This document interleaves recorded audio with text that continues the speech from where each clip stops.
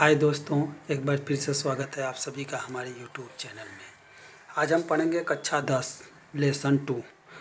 Chapter का नाम है बहुपद। ठीक है, लेसन 2 हम पढ़ेंगे बहुपद। आइए पहले जान लेते हैं कि बहुपद कहते किसे हैं। बहुपद वह होता है, नाम से ही क्लियर है, बहुपद। बहु यानी जिसके बहुत सारे पद हों, जिसके बहुत सारे पद हो क्या कहलाता है? बहुपद। जैसे एक समीकरण है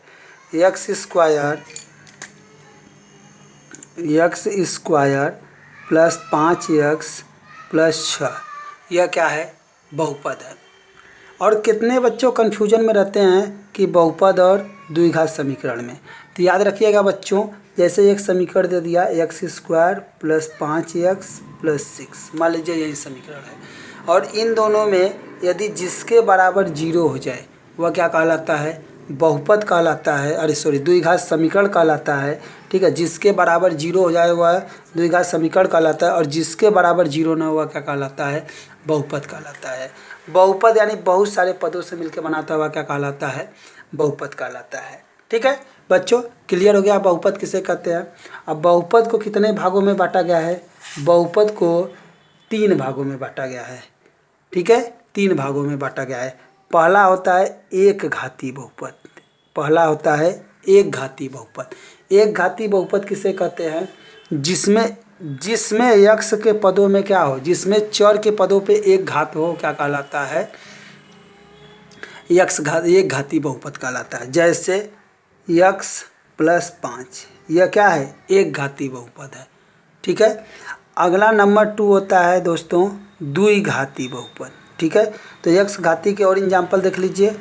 यक्ष 3x plus 5, 4x plus 6, 7x plus 2, ये सब क्या हैं? एक घाती बहुपद है। अब बात करते हैं द्विघाती बहुपद की। तो द्विघाती बहुपद किसे कहते हैं? जिसमें चर पदों पर, चर किसे कहते हैं? जो एक्स वाई जेड के रूप में देता है उसे चर पद कहते हैं। तो चर पदों के ऊपर क्या हो? 2 घात हो, यानी स्क्वायर हो, उसे क्या कहते हैं? 2 घाती बहुपद। जैसे 3x square plus 7x plus 6, यह क्या है दोस्तों? यह 3 घाती बहुपद है, 2 घाती बहुपद है। सॉरी, यह क्या है? 2 घाती बहुपद है। 2 घाती बहुपद आपको क्लियर हुआ है कि जिसके सर पे 2 हो, ठीक है, वह 2 घाती बहुपद कहलाता है। जैसे और एग्जाम्पल देख लेते हैं। दे दिया 5x square plus 9x plus 4। ठीक है, ये क्या है? यह द्विघाती बहुपद है। आपको दिख रहा है कि इसके घाते क्या है? 2 है। तो अभी हम छोटी छोटी चीज़ों के विषय में पढ़ते हैं, फिर हम चैप्टर वाइज पढ़ेंगे। तो यह क्या है? द्विघाती बहुपद है। नंबर तीसरा दोस्तों, नंबर 3 जो है वह होता है 3 घाती बहुपद। क्या होता है? 3 घाती बहुपद। ठीक है, अब 3 घाती बहुपद किसे कहते हैं? ठीक है, जिसमें चर पदों के ऊपर घाते 3 हो। जैसे 3x के घाते 3, 2x square plus 5x plus 6। यह आपको x के पदों के ऊपर कितना दिख रहा है? 3 घात दिख रहा है दोस्तों। तो यह 3 घाती बहुपद है। और एक आग देख लेते हैं। जैसे 4x के घाते 3 plus 5x square plus 6x plus 7, यह कौन सा बहुपद है? यह 3 घाती बहुपद है। दिख रहा है, जिसको हम त्रिघाती बोलते हैं। ठीक है दोस्तों, उम्मीद है ये छोटे छोटे क्वेश्चन आपको समझ में आ रहे होंगे। अब हम पढ़ते हैं बच्चों प्रश्नावली। प्रश्नावली फर्स्ट पढ़ते हैं। क्या है पहले प्रश्नावली में? 2.1, प्रश्नावली 2.1। 2.1 में कुछ ग्राफ से रिलेटेड क्वेश्चन है। तो ग्राफ के विषय में जान लेते हैं दोस्तों। छोटे छोटे ग्राफ के क्वेश्चन आपको दिखाई देंगे। आइए ग्राफ के कुछ क्वेश्चन देख लेते हैं। ग्राफ ये इस तरह से रहेगा। यहाँ पे x होता है, यहाँ पे x डैश, यहाँ पे y, यहाँ पे y डैश।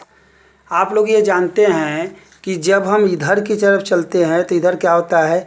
प्लस में होता है। इधर किधर? प्लस। जैसे 1 2 3 4। और इधर चलते हैं तो किस में रहता है? माइनस में। -1, -2, -3। और ऊपर की तरफ चलते हैं तो प्लस में 1 2 3 और नीचे की तरफ आते हैं तो माइनस में -1 -2 -3। ठीक है। अब आइए ऐसे कुछ क्वेश्चन, ये तो आपको जान गए कि डायरेक्शन इधर जाएंगे यक्स की तरफ तो प्लस में रहता है और यक्स डैश की तरफ जाते हैं तो माइनस में रहता है, और वाई की तरफ जाते हैं तो प्लस में और वाई डैश की तरफ जाते हैं तो माइनस में रहता है। ठीक है। अब इसी से रिलेटेड आपको क्वेश्चन दिया रहेगा परीक्षा में ऐसे, यहाँ पे x और इधर क्या रहता है x डैश, यहाँ पे y, यहाँ पे y डैश। ये तो जान गए ये दो डायरेक्शन है, किसने, दो डायरेक्शन, एक x डायरेक्शन है और एक कौन सा है, y डायरेक्शन का ग्राफ है। ठीक है। चलिए आइए आगे चलते हैं मेरे प्यारे बच्चों। पहला क्वेश्चन है 2.1 प्रश्नावली 2.1 का पहला क्वेश्चन है कि इसको देख के बताइए कि यह, ठीक है, इसमें बोला है कि शून्यकों की संख्या कितनी होगी। ठीक है, क्या होगा, शून्यकों की संख्या। तो पहला क्वेश्चन आपसे ही पूछेगा कि बताइए किसी ग्राफ को देख के कि शून्यकों की संख्या कितनी होगी। ठीक है मेरे प्यारे दोस्तों, किसके विषय में पूछेगा, शून्यकों की संख्या।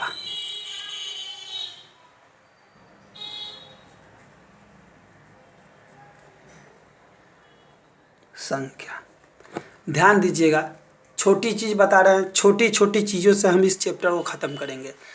हमें एक्स डायरेक्शन पे देखा जाता है, एक्स डायरेक्शन पे देखना होता है कि एक्स डायरेक्शन पे कोई भी ग्राफ कितनी बार काटा है। मान लीजिए यह एक हमने ग्राफ खींच दिया, यह एक ग्राफ खींच दिया और पूछा इस पे कि बताइए शून्यकों की संख्या कितनी होगी। तो यदि यक्स वाले अक्ष पे देखिए, यह हमारा यक्स वाला अक्ष है। ठीक है दोस्तों, यह हमारा यक्स वाला अक्ष है, ए यक्स और यक्स डैश है कि नहीं, ए वाला जो डायरेक्शन है यह यक्स वाला अक्ष है। इस पे जितनी बार काटा होगा, ये वाला ग्राफ जितनी बार काटेगा यानी उसके शून्यकों की संख्या कितनी हो जाएगी, उतनी ही होगी। एक बार काटा है मेरे प्यारे बच्चों तो शून्यकों की संख्या कितनी हो जाएगी, 1 हो जाएगी। अगर मैं इस ग्राफ में कहूँ तो बताइए यक्स पे कहीं काटा है, यक्स पे कहीं नहीं काटा है बच्चों, तो इसमें शून्यकों की संख्या कितनी हो जाएगी, 0 हो जाएगी। अगले ग्राफ के लिए देखते हैं, जैसे ये इस तरह से दे दे और पूछे कि बताइए इस पर शून्यकों की संख्या कितनी होगी। तो देखा जाए यह एक्स डायरेक्शन है, एक्स पे देखिए एक यहाँ पर, एक यहाँ पर, एक यहाँ पे, 3 जगह काट रहा है तो शून्यकों की संख्या कितनी हो जाएगी मेरे प्यारे बच्चों, 3 हो जाएगी। यानी आप किसी भी ग्राफ को देख के ये बता सकते हैं कि शून्यकों की संख्या कितनी होगी। अब आप लोगों को शून्यकों की संख्या उम्मीद है। अब मान लीजिए एक ग्राफ मैं दे दूं कुछ इस तरीके से, बताइए इस पर शून्यकों की संख्या कितनी होगी। देखिए एक्स डायरेक्शन में यह ग्राफ एक स्थान पे, दो स्थान पे, दोनों जगह पे काट रहा है तो इसमें शून्यकों की संख्या कितनी हो जाएगी मेरे प्यारे बच्चों, 2 हो जाएगी। ठीक है, बस प्रश्नावली 2.1 में इतना ही है कि शून्यकों की संख्या ज्ञात कीजिए। ऐसे ग्राफ दिया रहेगा और आगे का 2 ग्राफ देख लेते हैं। अगला देखते हैं मेरे प्यारे बच्चों, ये देखिए आपको हमने बताया यह एक्स डायरेक्शन होता है, यह जो एक्स से लेके एक्स डैश तक है यह एक्स डायरेक्शन होता है, और ये जो वाई से लेके वाई डैश तक है यह कौन सा डायरेक्शन होता है, वाई। मैंने ये बात भी बताई कि इधर जाते हैं तो प्लस में, इधर जाते हैं तो माइनस में, ऊपर जाते हैं तो प्लस में, नीचे जाते हैं तो माइनस में। ठीक है, एकदम आपको बेसिक चीज़ें पढ़ा रहे हैं। मान लीजिए आपको कोई ग्राफ दे दे इस तरीके से और पूछ दे कि शून्यकों की संख्या कितनी होगी, शून्यकों की संख्या आपसे पूछ दे, शून्यकों की संख्या कितनी होगी, इस ग्राफ को देख के बताइए। यह यूपी बोर्ड में पूछ चुका है मेरे प्यारे बच्चों, शून्यकों की संख्या कितनी होगी। तो देखा जाए एक्स डायरेक्शन पे जितनी जगह पे काटा होगा उतनी ही शून्यकों की संख्या होगी। उम्मीद है आप लोगों को यह क्वेश्चन समझ में आ रहा होगा। 1 2 3 4, 4 जगह पे काटा है तो शून्यकों की संख्या कितनी हो जाएगी मेरे प्यारे दोस्तों, 4 हो जाएगी। आइए बच्चों कुछ और देख लेते हैं, एक 2 ग्राफ। जैसे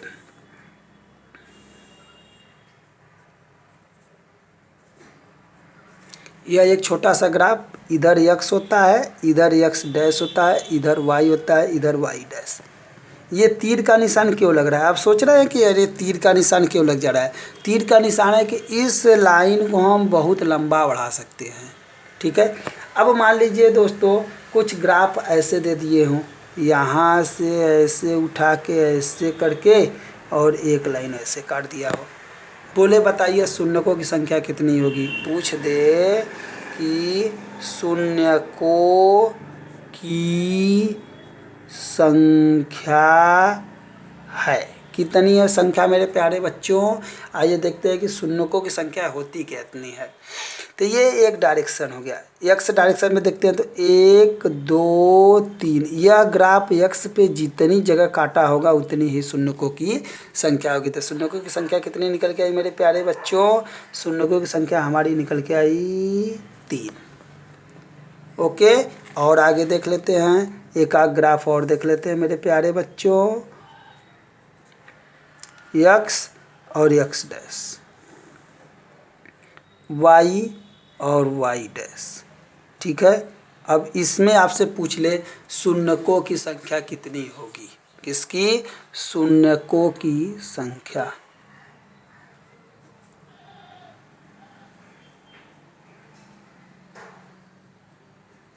शून्यकों की संख्या कितनी होगी? आइए देखते हैं शून्यकों की संख्या कितनी होगी। आगे ग्राफ पहले बनाते हैं। शून्यकों की संख्या इसमें पूछेगा, आपको इस तरह से दे देगा, बोलेगा भैया बताइए शून्यकों की संख्या कितनी होगी। तो कितने जगह पे काटा है मेरे प्यारे बच्चों? 2 स्थान पे काटा है। तो कितना हो जाएगी शून्यकों की संख्या? 3 हो जाएगी।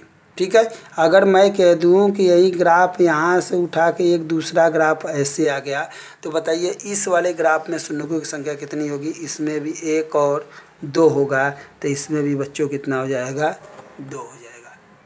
उम्मीद है बच्चों कि 2.1 आपको एकदम अच्छे तरीके से समझ में आया होगा कि शून्यकों की संख्या कैसे हम किसी भी ग्राफ पे आसानी से निकाल सकते हैं कि कितनी शून्यकों की संख्या होगी। ठीक है, आगे चलते हैं मेरे प्यारे बच्चों। आगे हम पढ़ते हैं नेक्स्ट प्रश्नावली। यह प्रश्नावली तो आप एकदम अच्छे से देख सकते हैं। नेक्स्ट प्रश्नावली के बारे में हम देखते हैं। चलिए बच्चों, प्रश्नावली 2.2। ठीक है, 2.2 प्रश्नावली में क्या बोल रहा है? बोला है कि द्विघात बहुपदों। ठीक है, कौन सा घात है? द्विघात। अभी हमने बताया है जिसके घाते 2 रहेगा वह द्विघात कहलाता है। ठीक है, इस वीडियो को शुरू से देखेंगे, सब बेसिक चीज़ें आपकी क्लियर हो जाएगी। द्विघात बहुपदों में शून्यकों की संख्या, किसकी संख्या? शून्यकों की संख्या तथा इनके गुणांकों के बीच क्या ज्ञात करना है? संबंध की सत्यता की क्या करिए? जांच कीजिए।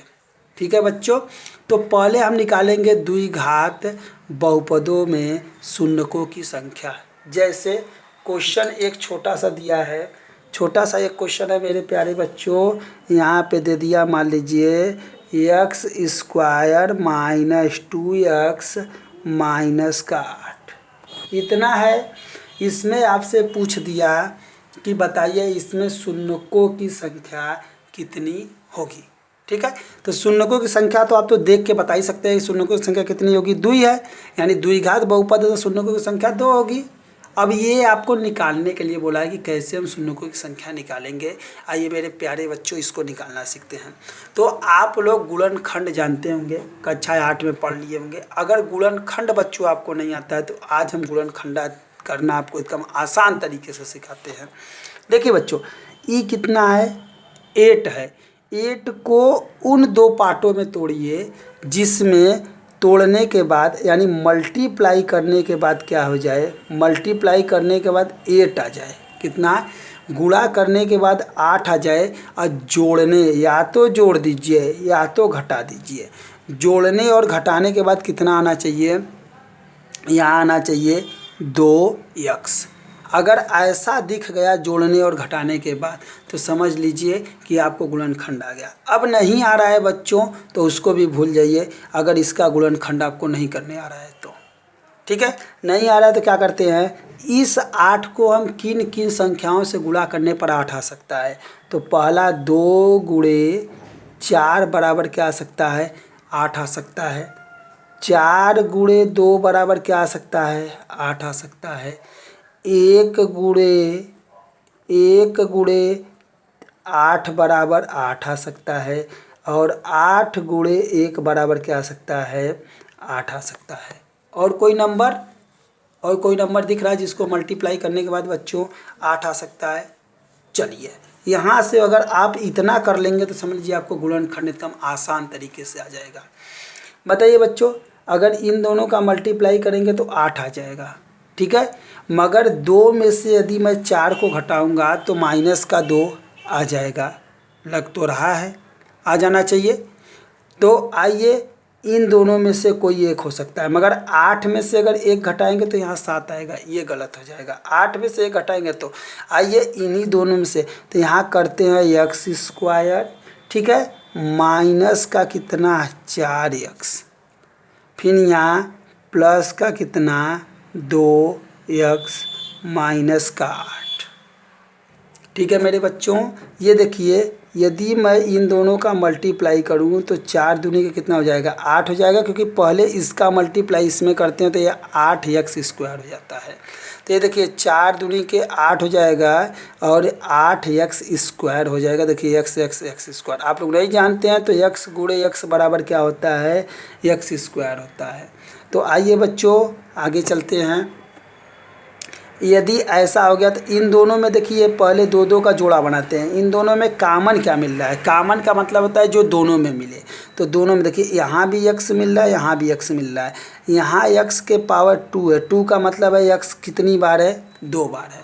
यदि बच्चों एक बार यहाँ से x मैं निकाल लूँ, एक बार यहाँ से निकाल लूँ, तो यहाँ से एक बार x निकाल लिया तो यहाँ जब x निकालेंगे तो एक x बचेगा, फिर यहाँ माइनस, ये वाला x खत्म हो गया तो क्या बचेगा, 4 बचेगा। फिर आइए यहाँ पे प्लस लगाते हैं। इन दोनों में क्या मिल रहा है, देखिए बच्चों 2 से इसमें भी डिवाइड हो जाएगा, 2 से इसमें, यानी 2 का भाग इसमें भी चला जाएगा, इसमें भी। इसमें 2 का भाग देंगे तो ये 2 कट जाएगा तो क्या बचेगा, यानी 2 कॉमन हो जाएगा तो यहाँ x बचेगा। ठीक है, अब क्या करते हैं, इसमें करेंगे कॉमन लेंगे तो यहाँ 2 का भाग देंगे तो कितना बचेगा, यहाँ माइनस का 4 बचेगा। ठीक है, अब देखिए इन दोनों में क्या मिल रहा है मेरे बच्चों, x माइनस 4 मिल रहा है। और ये जब ये दोनों ख़त्म हो जाएंगे, अगर मैं इन दोनों को बंद कर लूँ तो क्या बचेगा, देखिए एक तो यहाँ x बचेगा और दूसरा यहाँ क्या बचेगा, 2 बचेगा। तो यहाँ मैं कर सकता हूँ x प्लस 2। ठीक है मेरे प्यारे बच्चों, चलिए इतना समझ में आया। अब शून्यकों की संख्या, ठीक है, अब शून्यक कितने होंगे तो इसमें से शून्यक ज्ञात करने के लिए 2 शून्यक हमको दिखने लगे। अगर आपसे कह दे शून्यक, पूछा है कि शून्यक कितने होंगे, शून्यक, ठीक है, शून्यकों की संख्या, तो क्या करते हैं मेरे प्यारे बच्चों, यहाँ पे इसको लेते हैं, इन दोनों को, x माइनस 4 बराबर 0। तो यहाँ पे यदि x को हम इसको 0 दिखाते हैं तो यह उधर जाएगा तो कितना हो जाएगा, 4 हो जाएगा, यानी पहला शून्यकों की संख्या आ गई। दूसरा मेरे बच्चों इसको उठाते हैं, इसको उठाते हैं तो x प्लस 2 बराबर 0, तो x बराबर आएगा माइनस का 2। ये हमारा दूसरा शून्यकों की संख्या निकल गई। बच्चों हमने अभी इस समीकरण में बताया था कि इसमें शून्यकों की संख्या कितनी होगी, 2 होगी। जैसा कि आपको दिख रहा है कि शून्यकों की संख्या पहला 4 आ गया है और दूसरा कितना आ गया, 2 आ गया। तो शून्यक कितने हुए, 2 हुए। अब हम क्या करते हैं, इसके सत्यता की जांच करते हैं। किसकी जांच करते हैं, सत्यता की। सत्यता की जांच। आइए मेरे प्यारे बच्चों, सत्यता की हम जांच करते हैं।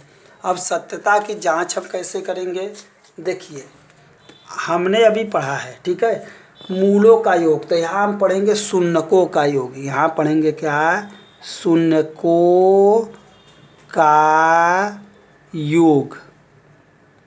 ठीक है, इसको हम बहुत पहले पढ़ चुके हैं, मूलों का योग। यहाँ पे मैं बता रहा हूँ कि मूलों का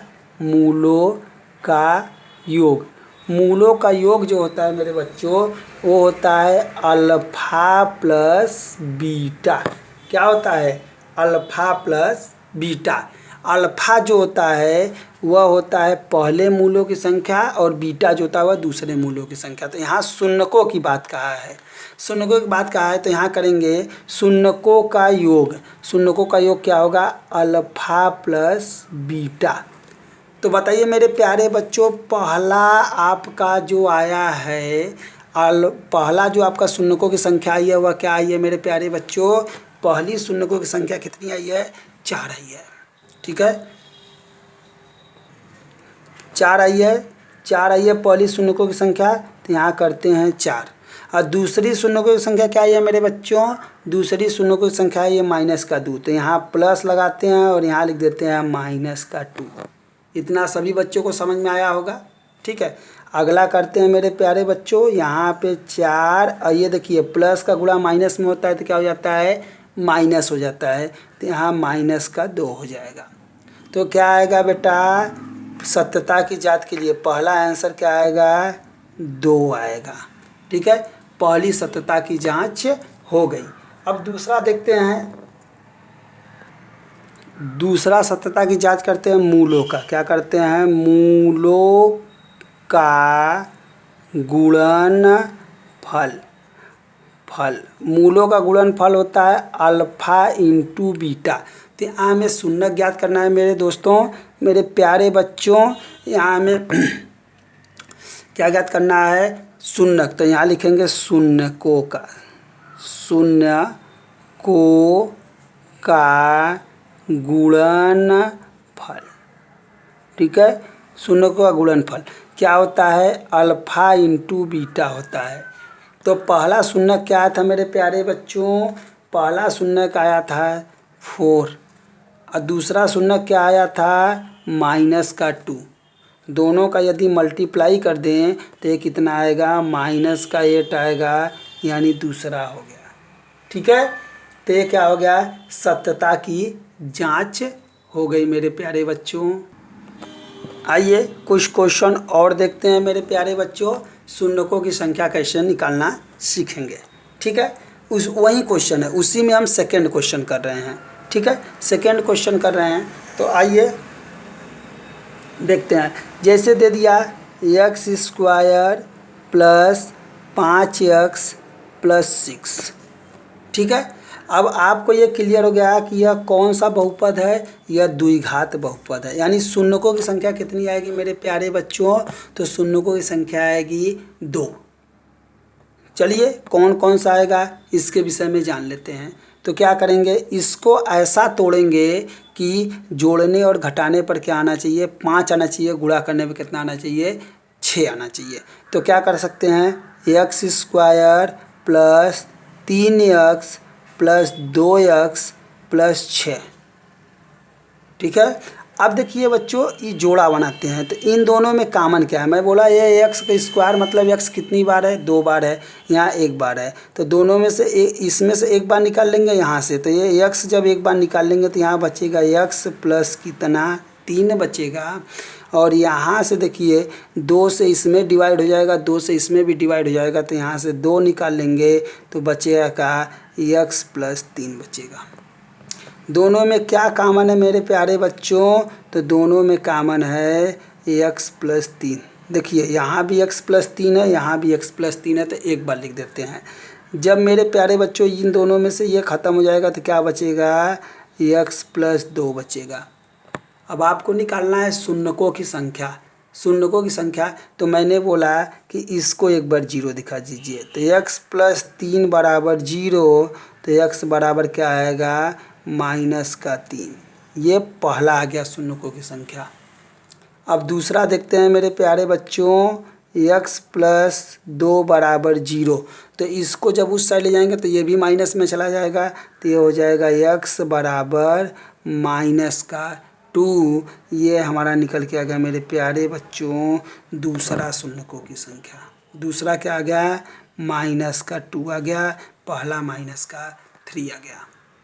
ठीक है, अब हम क्या करते हैं? सत्यता की जांच करते हैं। आप लिखेंगे सत्यता की जांच, सत्यता की जांच। अब यहाँ हम मूलों का योग नहीं लिखेंगे, अब हम सीधे लिखेंगे शून्यकों का। ठीक है, शून्यकों का योग हम लिखेंगे प्यारे बच्चों। शून्यकों का योग बराबर क्या होता है, अल्फा प्लस बीटा होता है। तो प्यारे बच्चों आपको पता है कि पहला शून्य क्या आया है, -3, दूसरा शून्य क्या आया है, -2, बीच में प्लस लगा दीजिए, कोष्टक में रख दीजिए -2। चलते हैं अगला, यहाँ पे करते हैं तो -3 जब प्लस का गुणा माइनस में होगा मेरे बच्चों तो यहाँ हो जाएगा -2, यानी जो अगला शून्यकों की संख्या आएगी वह कितनी आएगी मेरे प्यारे बच्चों, -5 आएगा। यानी जो शून्यकों का योग आएगा वो कितना आएगा, -5 आएगा। चलिए अब देखते हैं शून्यकों का गुणनफल। ठीक है, शून्यकों का क्या करेंगे, गुणनफल। ये वो तो मूलों का हम समझाने के लिए कह दिए थे, अब आपके लिए आया है शून्यकों, यहाँ पे बड़ा वाला सा रहेगा। ठीक है, शून्यकों का गुणनफल। शून्यों का गुणनफल हम आप लोगों को बताए हैं कि क्या होता है अल्फ़ा। क्या होता है मेरे मित्रों, अल्फ़ा इंटू बीटा। तो पहला क्या आया था शून्यकों की संख्या, पहला आया था -3 और दूसरा कितना आया था, -2। तो आप पढ़ चुके हैं कि माइनस का माइनस से मल्टीप्लाई होता है तो क्या आता है, प्लस हो जाता है, और ये 3 दूनी का कितना हो जाएगा, 6 हो जाएगा। यानी शून्यकों का गुणनफल आएगा कितना, 6 आएगा, और जो योग आएगा मेरे मित्रों वो आएगा -5। चलिए आगे चलते हैं, आगे हम आपको कुछ दे रहे हैं, आप इसको सॉल्व करके कमेंट में ज़रूर बताइएगा कि आप लोगों को यह सवाल आया कि नहीं आया। ठीक है, आइए बच्चों दे देते हैं आपको कुछ, और ये 2 हैं और ले लीजिए।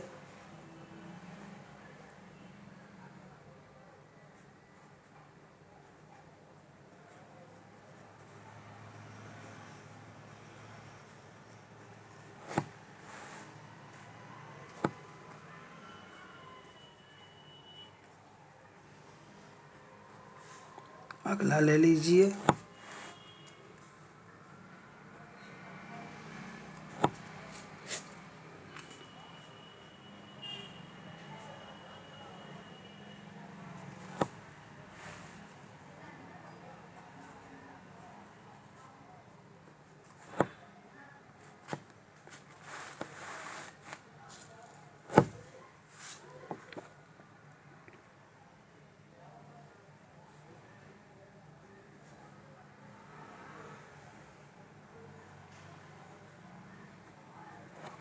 ठीक है, ये इतने क्वेश्चन हम आपको दे दिए, और प्रश्नावली 2.1 और 2.2 ये हमारा बच्चों आज ख़त्म हो चुका है। ठीक है, इतना बेसिक चीज़ें हमारी जो मेन थी वो हम पढ़ चुके हैं।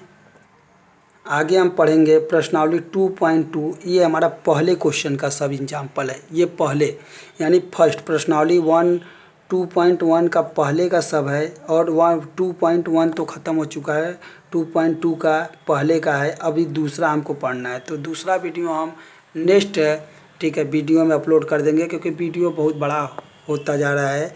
ठीक है दोस्तों, तो यहाँ से आप इसको बारीक से पूरा लास्ट तक ज़रूर वीडियो देखेंगे। जब तक से आप लास्ट तक वीडियो नहीं देखेंगे तब तक से आपके बहुत नहीं समझ में आएगा। ठीक है बच्चों, अगर आपको हमारा पढ़ाया गया जो भी चीज़ें आपको समझ में आ रही है, जो हम आपको अच्छे से अगर लग रहा है अच्छा कि नहीं मुझे इस चैनल पे पढ़ना चाहिए, तो आपको मैं कह रहा हूँ कि यूपी बोर्ड तक अगर आपको जीरो से हीरो बना देंगे, अगर आप सही से हमारे चैनल से जुड़े रहेंगे तो आप मेहनत करिए। आपको अगर जो भी सवाल नहीं आ रहा है आप कमेंट करिए, हम आपके सॉल्यूशन को देखेंगे, उसको सॉल्व करेंगे आपके प्रॉब्लम को, और आपका सॉल्यूशन आपके पास तक पहुँचेगा। ठीक है, और जब आप कमेंट नहीं करेंगे और हमारा वीडियो नहीं देखेंगे तो हम आपको कैसे सॉल्व करा सकते हैं आपका क्वेश्चन। ठीक है दोस्तों, यदि हमारा वीडियो आपको पसंद आया हो तो ज़्यादा से ज़्यादा अपने दोस्तों में, मित्रों में शेयर करिए। जय हिंद बच्चों।